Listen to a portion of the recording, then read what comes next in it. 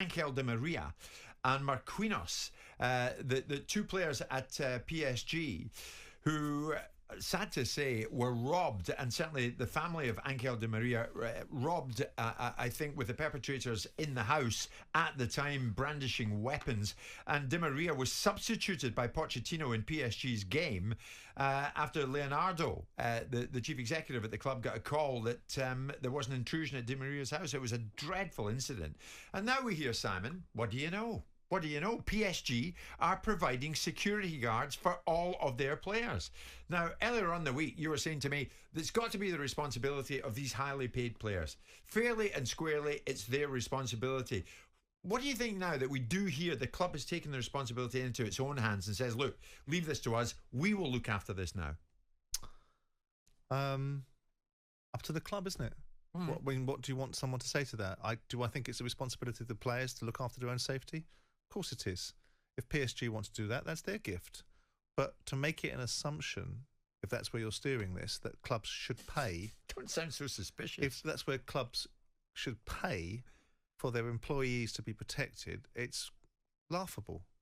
You pay for that by paying them 70, 80, 90, 100,000, 200,000 pound a week. Why do you... I mean, I know... Well, why not? Does it not show the clubs really do care for their players and their players' So giving them safety? 300 grand a week doesn't mean they care then, does it? 300 grand a week is just... They're lucky to give that to the players, are they?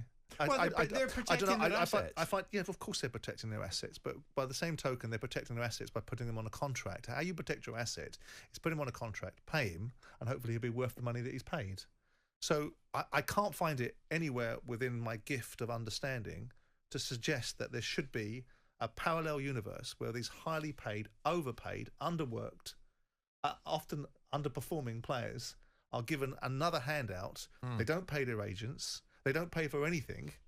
And now someone is seriously suggesting that a precedent should be set that on top of their salaries, they should be given a security allowance. Well, do you think have you never? I mean, do you think they should then, Jim? Do you Don't put the question to me. Put it to yourself. Do you think it will set a precedent?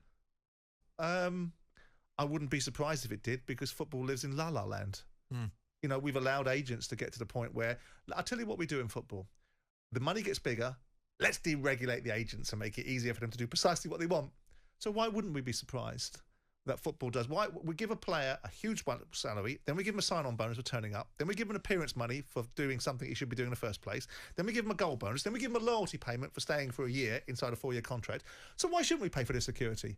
Why don't we pay for their... Why don't we pay for their toilet paper? Why do you find it so offensive that the club has decided to totally back their players, get behind them and protect them? I don't find it offensive. If you were the main man at PSG, when asked the question, is it true, Simon Jordan, the top man at PSG, that you're going to pay for the security guards for all your players to make sure that their houses are secure? No, I'm not doing that. No, it's not the responsibility of the club. It's up to the players. We pay them enough.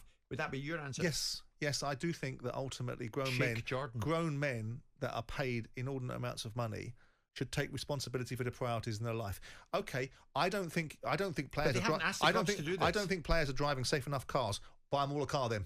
I don't think they're wearing safe enough pants. Okay, we'll buy them all safe pants then. I mean, where does it go on, Jim? Where does it come to the point? Come on, you're just playing devil's advocate. What do you mean safe pants? You know that people that are paid in this way should be able to take care of their own responsibility, and it's a cop-out. And if the clubs offered it, and that's fine. The players didn't ask for it. But you're not asking me that question.